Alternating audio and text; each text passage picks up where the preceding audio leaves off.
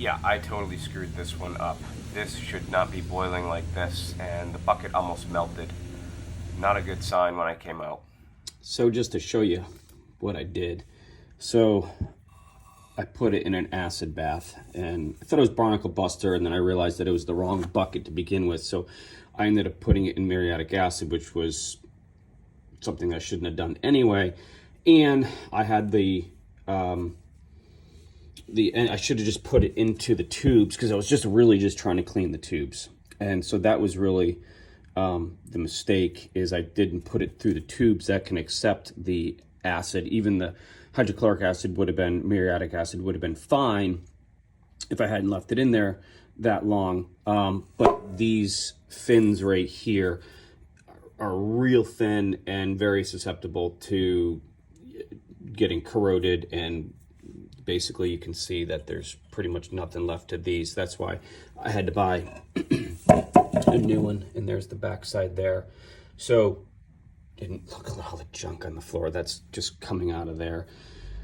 So it's aluminum here, and some type of bronze or brass here. So that was my mistake. This is what it should look like. Here's the other one, nice and clean. So I'm gonna take that off. I got all my gaskets in there, but so yeah, that's what happened when you put it in a bucket of acid. So totally my mistake.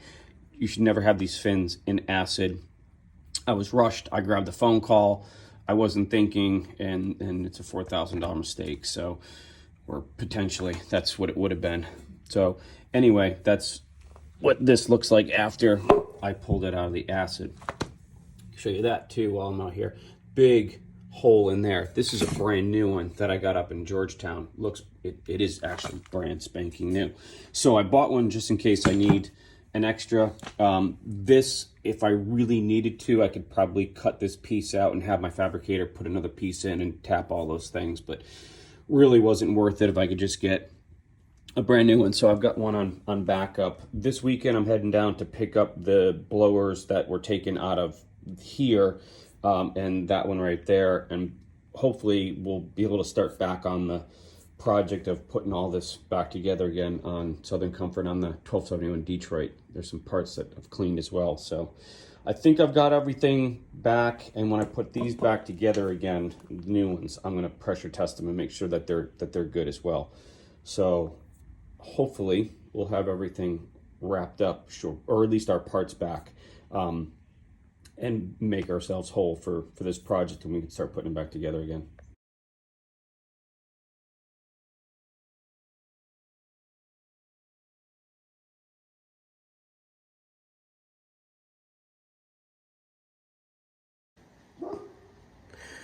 I should probably do a quick video of what I did today. I went all the way up to Georgetown, South Carolina, and picked this up. In fact, this wasn't even the one I was supposed to pick up. I'll post a picture of the one that I was going to pick up.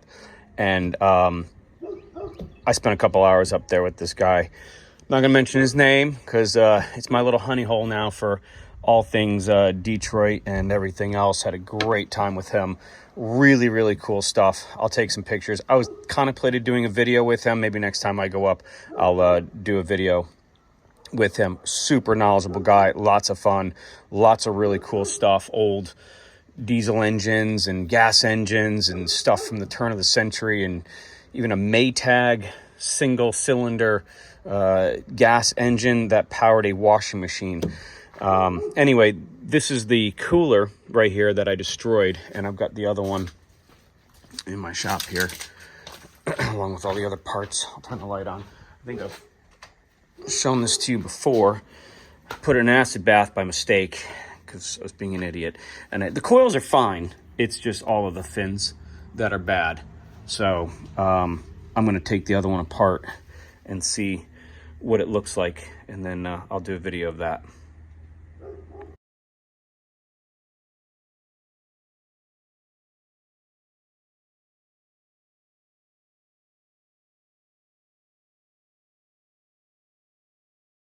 This is literally a gasoline-powered washing machine motor with a foot pedal to start it.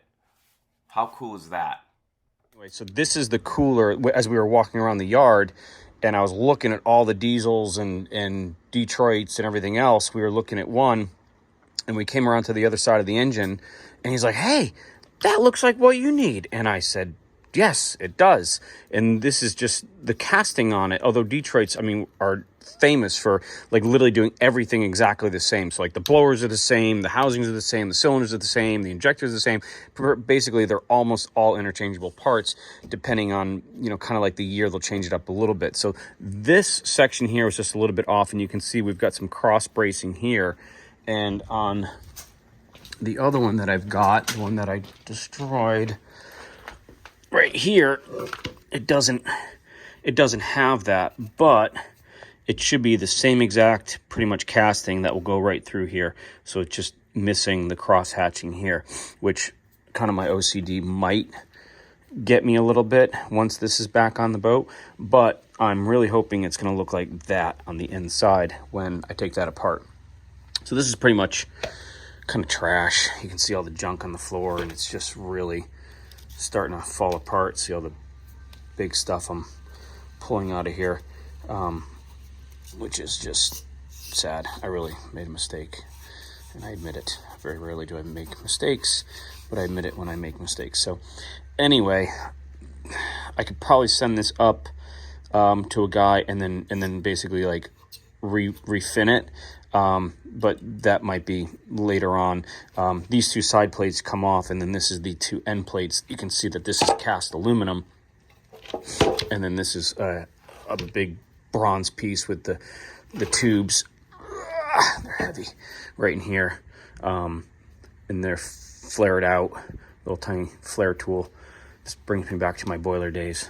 But in fact, I was talking to my buddy who still owns a boiler company, and he was the one that was leading me on to the guy that could possibly redo this. And then I got a brand new housing for the blower system. You can see how bad that is just destroyed in there from the salt. So I hadn't planned on reusing that, and you can see the big crack in there. So he had one, he had a bunch actually, but this one was brand new, never used, so I bought it just so I had it as a backup, because these parts are getting fewer and fewer and fewer. So if I can source some parts and buy them, you know, and they're reasonably priced, and I can leave them in stock like I've got with all the other crap that I've got in this. If anybody needs a 6BT, got one kicking over there. 2 Perkins right here that I'm redoing, and then some of the parts that I've scavenged off of there. So this is the good one here, that's the bad one. And I got my buddy Sean down in Savannah doing the rebuild on the 2 blowers. So hopefully he's got the blower kits in. They're 2 different size bearings. I have the smaller of the 2 bearings, which is a little bit easier to source out. So hopefully he's going to have that rebuilt. I'm going to pull the top of this off and the bottom of this off, because although some of it's reusable, this is actually the top of the blower, and so the flap in here where mine are on top, this right here is mechanical piece. Oop. Yeah, I lost that. Is on the side of the motor instead of mine that are on the top, and this will release, maybe. No, it's all mashed together, but that will release and allow these 2 dampers to fall, and then stop the ingestion of air, which would then shut it down. So this is the shutdown system basically for a Detroit. So this is a 671, I believe, which is why we only have one of these, and it's located on the side. So this accounts for both, like on my 1271, which are on top, and I'll show you that once we get back to the boat. So I'm going to finish ripping this apart and see hopefully what this looks like, and see if it's salvageable. And I've got all the gaskets and everything to rebuild this and pressure test it. So we'll get it apart and see what it looks like.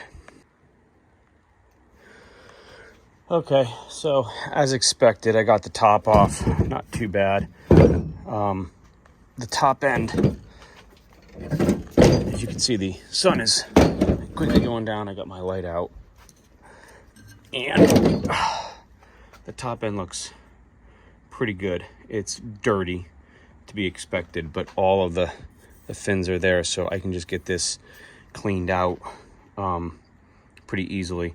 And it's holding water. There's still water actually inside that's still pouring out of here. So on the upside, that's really pretty good. The issue is that this bottom part here has fused itself. This is cast aluminum. This is a bronze. That's an aluminum there, and then a bronze too. And so the studs go through this whole thing here. And I've tried heating these up in a pipe wrench. These are expendable at this point, so I'm not worried about the threads. But yeah, tried spinning it off. They're not spinning off. Tried heating them. They're not heating. I think I got a little in there, so I'm just going to kind of keep working at it and see if I can't separate the two and look at the bottom half of this, and then I think we'll have what we need. So we'll see. Working in the dark. All right, quick update. I'm bleeding, so it's official. It's a project.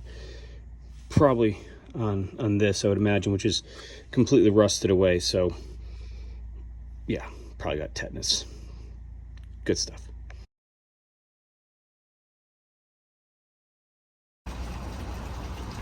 All right, it's after lunchtime, and update you on the cooler. I sent it to my machine shop to get separated. It's too much of a pain in the ass, and there's like literally the only one left in the world. So I'm gonna have him put it on a press and just pull the two parts apart. They're probably oxidized together, so that's what it seemed like. So now we're back on board. Ship of Fools, tied alongside Southern Comfort. I'm a bit winded. We're polishing. Actually, what we're doing first is we're sanding. So we're wet sanding. So I've got, this is really, really oxidated. Let me open up the window here. I don't know. I can't open the window. Maybe you can open up that window. So I've got wet sandpaper, 2000 grit, and then I've got 1500. So I've started off with the 1500 grit, and we basically wet sanded. So take the hose and get it wet, and then I just polish it. And you can hear it. You can almost hear like that when you're sanding it. And that's all of the oxidation that's on the boat. And so after we did a 1500, I don't know what the deal is. After we did a 1500, and then we did a wet sand on 2000, we did a, don't worry about it. We did a 3M marine grade cleaner and wax, which has, this is light oxidation. I do have one right here. This is a restore wax for heavy oxidation, but because we did the 15 and the 2000, I didn't think that we needed it, and it kind of shows. So we're buffing with our wool pad with the 3M lightly oxidized wax and cleaner, and then I'm putting a 3M liquid marine wax on top. And I gotta be honest, it is literally, it looks brand new. And it's unbelievable. This paint has never looked so good. Maybe when it was back new, but this is 30 something year old paint. And I don't know if you can see the difference here. You can see some of the swirl marks in here. I know it's really tough to see in the camera, but you can see the swirl marks, and still look, it's very, very dull here. And then even once you get back to here, it's even more dull. And then we haven't done, I've pretty much done from the chine up all the way down. And then from here down, we haven't done. I'm gonna move the boat over into the free slip here so we can work from the dock. So now we're just on the boat because we can't get the bow of it. So as soon as I get to about here, I can swing it over and we can get everything on the dock. But I don't know if you can see, again, how, let me get up here. Let's see if we can see. So this was a project we've been working on for a little bit. Let's see. Can you see the streaking right up in there? And then you can actually see it. You can see it on camera. Right there is where I stopped. So I've polished, I've sanded from there, from that spot in between the engine and then the window back there. I've started there, and we've sanded all the way up through here. So the bottom hasn't been done yet. And there's a marked difference just in the sanding of it. I don't know if you can see it. Yeah, I mean, I can see it right there. And then right there, we have, that's just buffed with the cleaner wax. and then up top here we've polished. So it brings it back to a beautiful shine. It's amazing how well this is coming out. I'm actually happy with the project right now, except we're about to fall in the water. So yeah, right there you can see, and then it's beautiful, shiny all the way up. So we're gonna do the hull like that, and then kind of finish off top side. I think, as you guys know, if you follow us, the bridge I've already done. I had all of that sanded down and refaired and repainted all of that. And then the radar arch I redid, which was in aluminum. That was a disaster. So that took me a couple weeks to grind down, fair, prime, and paint. So that's all done. And then we're gonna get to top side. The house was also done too. Matt did that yesterday, so that looks really good too. And then we just got to finish up on the other side. So that's it. The cooler is in the shop, so we can't do any engine work today. I'm going to kind of come back here. As with all projects, I was going to use wood, and then I realized that I had bought this sheet of fiberglass to use for a couple of the openings up on the bridge. So I had to buy a whole sheet. Oh, actually, this was part of the cowlings around the side there. I had to manufacture one because one blew off in a storm, so they don't make it that stuff anymore, and so I had to buy a whole sheet of that. So I think what I can do is just wrap all of this right here in that, and then finish that off, and then we're going to finish up the console here. Obviously I built all that. That's all brand new, and this is all brand new. I just built that and glassed all that and then painted it just for the Coast Guard inspection, so it looked halfway decent, but it matched pretty well. But we're going to do all of this as well. So all right, I'm slightly not winded anymore. We're going to go back to sanding and polishing.